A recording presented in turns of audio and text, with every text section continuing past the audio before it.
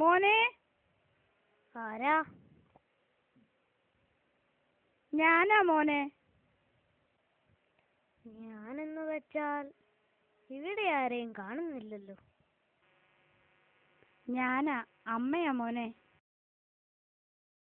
ഓ, ഇവിടുന്നാണോ? എങ്ങനെയുണ്ടായിരുന്നു ഇന്നത്തെ പരീക്ഷ? ആ, അത്ര മോശമില്ല. ചോദ്യം എവിടെ?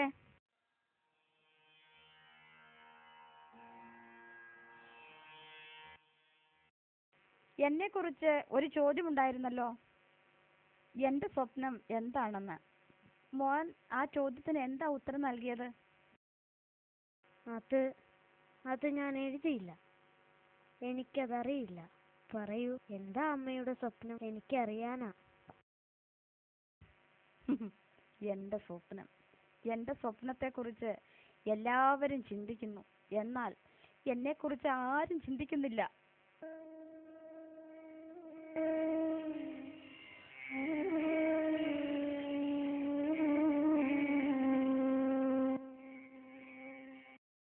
എന്റെ സ്വപ്നം, നാളെയും എനിക്ക് ദേശങ്ങളെ തഴുകി ഒഴുകാൻ കഴിയണം.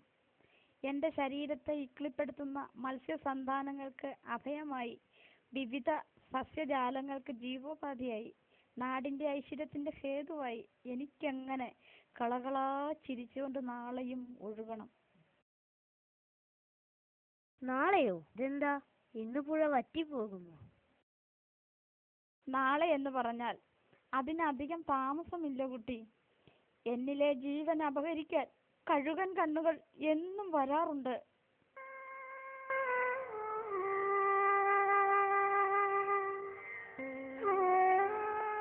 കുട്ടി, നീ അങ്ങോട്ട് നോക്കൂ.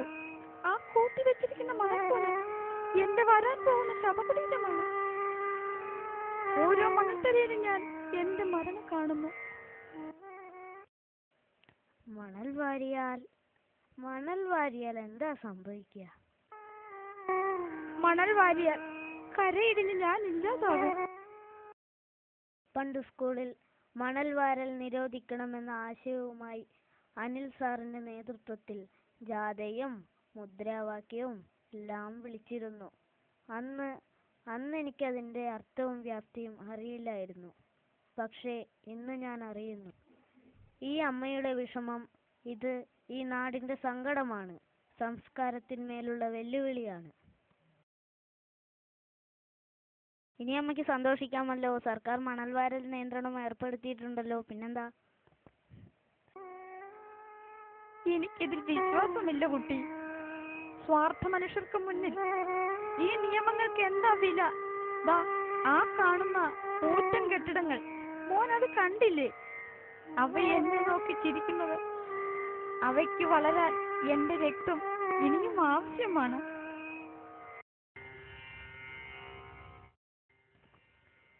പൊയ്യകളൂറ്റിയുറഞ്ഞാടുമ്പോൾ പുഴകൾ വറ്റി മരിക്കുന്നു. ദാഹജലത്തിൻ ഉറവയുണങ്ങി ധരയുടെ മാറു പിളർക്കുന്നു.